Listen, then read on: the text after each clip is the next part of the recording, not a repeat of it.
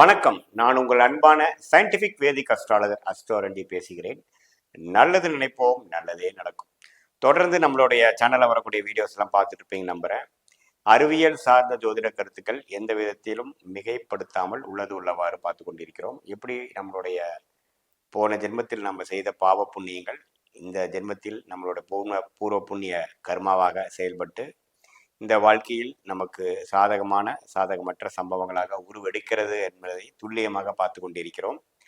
அந்த அடிப்படையில மீன ராசிக்கு 2025 ஆண்டின் ஆங்கில புத்தாண்டின் முதல் மாதம் ஜனவரி மாதம் எத்தகைய ஒரு மாதமாக இருக்க போகிறதுங்கிறது நம்ம பார்க்க போறோம். அதற்கு முன்னாடி நம்மளோட சேனல் ஃபர்ஸ்ட் டைம் வரவங்க மறக்காம சப்ஸ்கிரைப் பண்ணுங்க. உங்களோட ஃப்ரெண்ட்ஸ் அண்ட் ரிலேட்டிவ்ஸ்க்கு இந்த வீடியோஸை நீங்க ஷேர் பண்ணுங்க. இப்போ பார்த்தீங்கன்னா 2025 ஜனவரி மாதம் மீனராசிக்காரர்களுக்கு எப்படி இருக்க போகுதுன்னு பார்க்கும் பொழுது, ஆண்டு கிரகம் என்று சொல்லப்படுகிற ராசி அதிபதியாக குரு 3ஆம் இடத்திலே நீடித்திருக்கிறார் மாதம் முழுவதும். சனியும் பார்த்தீங்கன்னா 12ஆம் இடத்திலே நீடித்திருக்கிறார், விரய சனியாக இருக்கிறார். அது ஒன்றுமே 2025 மார்ச் வரைக்கும் விரய சனி நீடிக்கிறது. அதுக்கப்புறம் வரக்கூடிய ராகு கேது ரெண்டுமே பார்த்தீங்கன்னா ராசிக்குள்ள ராகுவும் கேது 7ஆம் இடத்தில் குரு பார்வை பெறுகிறார். இந்த 4 கிரக ஆண்டு கிரகங்களுக்கும் எந்தவித மாற்றங்களும் பயிற்சிகளும் இல்லை.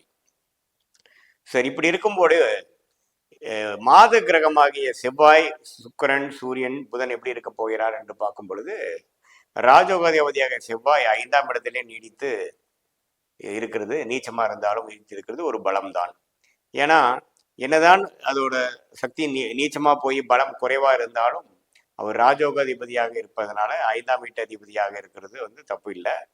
அவர் சில குழந்தைகள் விஷயத்துல கொஞ்சம் கவனமா இருக்கிறது, அவங்களுக்காக சில மெனக்கெடுதல், அது மாதிரி விஷயங்கள் இருக்கும். மாதத்தின் இறுதி பார்த்தீங்கன்னா 4ஆம் இடத்துக்கே 10ஆம் வீட்டுக்கு சம்மந்தப்படும் பொழுது தொழிலில் சில டெவலப்மெண்ட்டு, அடுத்து வரக்கூடிய மீனராசி ஜென்மசனி வரும் பொழுது எப்படி நீங்க தொழில் அபிவிருத்திக்காக சில கடுமையான உழைப்புகளும் முயற்சிகளும் செய்ய போறீங்களோ அதுக்கு வேணுங்கிற ஆரம்ப கட்ட விஷயங்கள் சிலது கொடுக்கக்கூடிய வாய்ப்புகள் மாதத்தின் இறுதியில் வரக்கூடிய அமைப்புகள் உண்டு.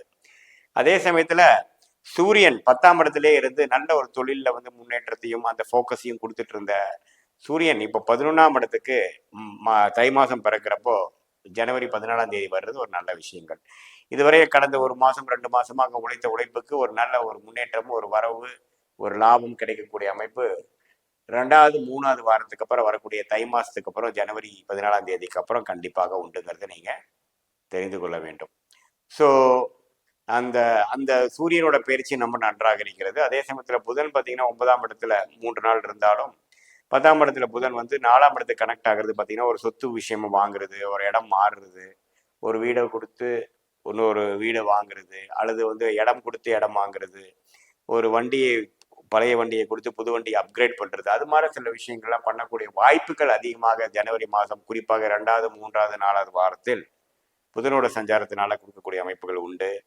அதே சமயத்தில் social media, creative field, IT field இருக்கிறவங்களுக்குலாம் கொஞ்சம் நல்ல முன்னேற்றத்தை கொடுக்கக்கூடிய அமைப்பு இருக்குது. அதுக்கப்புறம் பார்த்தீங்கன்னா மாதத்தின் கடைசி வாரம் 11ஆம் இடம் மகரத்துக்கும் போய் பார்ப்பதும் நல்லா இருக்கிறது நல்ல ஒரு அமைப்பு தான். குருவின் பார்வை பெறுவதனால நல்லாவே இன்னும் மாணவர் செல்வங்கள் எல்லாரும் கொஞ்சம் கிளாரிட்டியோட படிக்கிறது, இன்னும் கொஞ்சம் ஃபோக்கஸ்டாக இருக்கிறது, அது மாதிரி விஷயங்களை நல்லாவே கொடுக்கக்கூடிய அமைப்புகள் புதனின் சஞ்சாரங்களும் கொடுக்குது. இப்போ சுக்கிரன் எப்படி இருக்காருன்னு பார்த்தீங்கன்னா, சுக்கிரன் கும்பத்தில் 12ஆம் வீட்லேயே கிட்டத்தட்ட 3 வாரம் இருந்து கடைசி 3 நாட்கள் கடைசி வாரம் மட்டும் பார்த்தீங்கன்னா ராசிக்குள்ளேயே உச்சம் பெறுகிறார். ஸோ கடைசி வாரம் நல்ல ஒரு முன்னேற்றத்தை நோக்கக்கூடிய அமைப்புகள். முதல் 3 வாரம் விரயங்களை கொடுத்தாலும் விரயங்களை போட்ட சுப விரயங்களுக்கு தகுந்த மாதிரி ஒரு நல்ல ஒரு முயற்சி எடுத்து நல்ல லாபம் செய்யக்கூடியது. அடுத்து வரக்கூடிய பிப்ரவரி மார்ச் மாசத்துல லாபம் பெறக்கூடிய விஷயத்துக்கு தேவையான ஒரு அடிப்படை கொடுக்கக்கூடிய ஒரு வாரமாக சுக்கிரன் உச்சத்தில் ஆகக்கூடிய அந்த கடைசி வாரம் கொடுக்கக்கூடிய அமைப்புகள் உண்டு. ஸோ எல்லாம் கூட்டி வலிச்சு பார்க்கும் பொழுது கடைசி வாரத்திலிருந்து ஒரு நல்ல ஒரு முன்னேற்றத்தை கொடுக்கக்கூடிய அமைப்பு. முதல் 3 வாரம் சில விரயங்களும் சில முயற்சிகளும் சில தொழிலுக்காக சில அபிவிருத்திகளும் சில நல்ல ஒரு காரியங்களும் செய்யக்கூடிய அமைப்புகள் கண்டிப்பாக மீனராசிக்கு ஜனவரி 2025 இருக்கக்கூடிய ஒரு மாதமாக இருக்கிறது. அடுத்து வரக்கூடிய ஜென்மசனிக்கு வேணுங்கிற விஷயத்துக்காக சில முதலீடுகள், சில முயற்சிகள், வெளிநாடு போகணும்னு நினைக்கிறவங்களுக்கு வெளிநாடு போகக்கூடிய அமைப்புகள், அது மாதிரி சில விஷயங்கள்லாம் கொடுக்கக்கூடிய அமைப்புகள் வேணுங்கிற ஒரு அடிப்படை மாதமாக கண்டிப்பாக மீனராசி 2025 ஜனவரி மாதம் இருக்குதுங்கிறது நம்ம தெரிஞ்சுக்கணும். ஸோ குரு 3ஆம் இடத்துல இருந்து 9ஆம் இடம் 11ஆம் இடத்தை பார்க்கறது நல்ல விஷயம்.